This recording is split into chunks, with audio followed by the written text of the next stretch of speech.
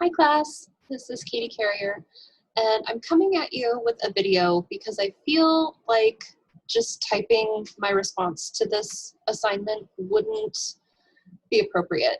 I feel like I want to have a conversation with you guys. I want to talk to you kind of face-to-face as we can get, about my feelings about creating a digital online presence for yourself to hopefully get some careers, hopefully get some new opportunities for you.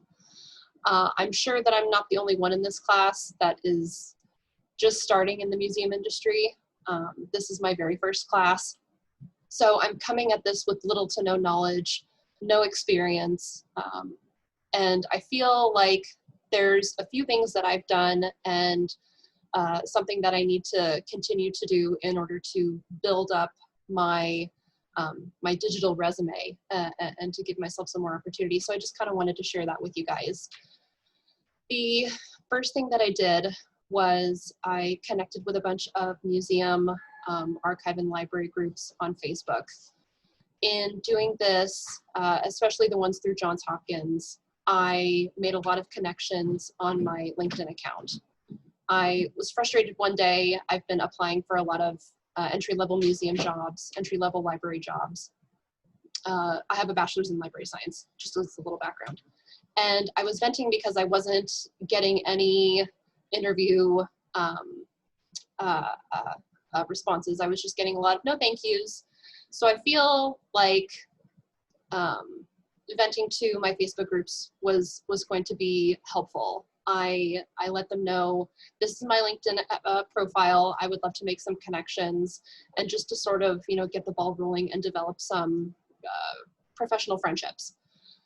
In doing that, within the course of one day, I gained over 50 connections from various places, different museums, different companies, and in many different positions. Some of these people were very entry level like myself, like maybe you as well. A lot of the other connections that I made are professionals. These are hiring managers. These are directors. These are curators, librarians, all sorts of different people. And they boosted some of my skills. They added some recommendations. And in turn, to be polite, I would endorse some of their skills as well. And in that, I have made a lot of, like I said, professional friendships. Two of these people in particular reviewed my LinkedIn profile top to bottom and said, this is great, highlight this, put this at the top of your About Me section. This might be a little much, go ahead and remove that, maybe change the wording around a little bit. And that was extremely helpful. I made a connection with one Rachel Christine Woody. She hosted a live free Ask Me Anything session, lasted about an hour. And she has been in the archive and library industry for over 10 years now. She took a step back and she's now a consulting professional for archivists and librarians trying to get in the industry or are in the industry and maybe want to chat about different topics. So in her Q&A panel, I asked a couple of questions. She in turn answered those questions, which was very nice. And I will go ahead and link you in the post I'm going to make for this assignment, her YouTube video of that Q&A session, and you will find some very helpful information. Also in the Ron White video that we had to listen to for this assignment, Rachel Woody, she also says some of the things that Ronnie White mentions as far as how your resume should look, where you should post, what you should post, skills and things that you should highlight for your resume. So the Rachel Woody and Ronnie White videos are spot on accurate. That leads me to the things that I need to continue to do differently in order to further build my online presence, my online resume, is make those changes. I've been so busy. I probably, like you guys, work a full-time job and you're going to school part-time and you're finding it difficult to find the time to make those changes and to really sit down and doctor your resume. And you have to edit your resume so many times, right? I'm done editing my resume. I'm over it, but I have to continue to do it in order to grow and to be a better professional. So I need to sit down and I need to bullet out those skills that I want to highlight, and really give it a better makeover. Maybe even changing the font, maybe changing the coloring, maybe my header is incorrect and I need to change that. So that's something I need to change as well. Additionally, what I have done to sort of help build my digital online resume portfolio profile is doing some interning. I know that there are some people out there that think, gosh, you know, you're already working a full-time job, you're going to school part-time, and you're doing interning. What's wrong with you? But this interning opportunity that I found through the Johns Hopkins Museum Cafe is a volunteer remote interning position. I had a meeting with the executive director that I'm working under and let her know my time frame of when I can do my interning for her. And she was very flexible. She lets me do all the interning volunteer work on the weekends when I have time. And she knows that my time is only going to be for the fall semester. So I'm only going to be with her until the end, sometime of December. So adding that on your resume as well has been very, very vital to the building of my online presence, my digital resume. So I would highly recommend checking out the Museum Cafe. I will try and find a link for it, and I will post it in the assignment as well for you to reference if you don't know where that is, because I didn't know. Also, another thing that I'm working on to help develop my professional self is I am starting a podcast.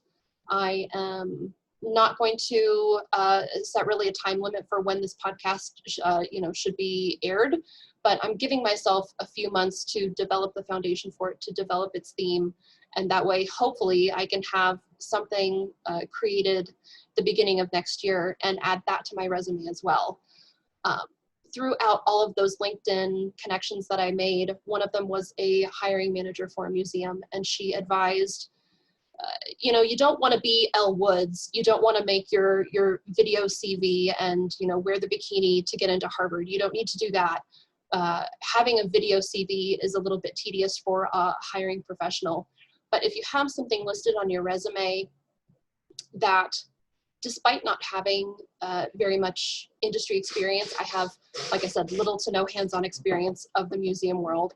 But she said that the fact that you're doing something that's about the industry, despite not having the experience, you have the heart, you have the drive, the interest to be in the field, that is something that she looks for and that she can pay attention to.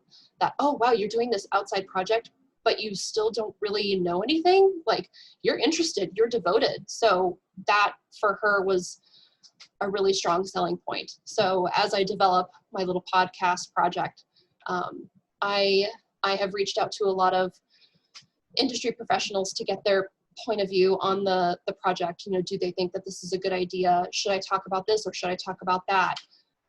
They've given a lot of really good insight as far as making that project. Also, another recommendation that I could maybe make for you, and what I've just kind of been doing naturally, is whenever I listen to an interview for an assignment that we have to do with whatever class you're taking, I find that interviewee on LinkedIn and I make that connection. And the interview could have been maybe like 5 or 10 years ago, but I still make that note in the connection, hey, I'm currently at JHU. I'm listening to your interview that you had with so-and-so back in 2015. And I just wanted to, say hi, make that professional connection. So that has been also very helpful for me. And I feel like that is going to be helpful for you as well. But on the whole, utilizing LinkedIn, making those connections, not being afraid to reach out to people, utilizing Facebook groups as well to sort of sell yourself is really good. For those Facebook groups, when I vented and I linked my LinkedIn profile, I had a lot of people comment and they were like, oh, I'm going to go accept your connection now. I'm going to reach out to you as well. And then a lot of people were like, hey, here's my LinkedIn profile. Maybe whoever's reading this can scroll through mine and connect with me as well. So it seemed to sort of get the ball rolling for a lot of newbies like myself and newer professionals. So I would just recommend that. I'm sorry if this was a little bit ranty. I probably went on a few different tangents, but that's just my squirrel brain. But yeah, I will link the Rachel Woody chat, her Ask Me Anything Q&A, and I will also link the Museum Cafe link for internships in the chat. So I hope you guys found this useful. Yeah, and we're doing great. We're all doing great. So I'll see you guys in the next assignment. Bye.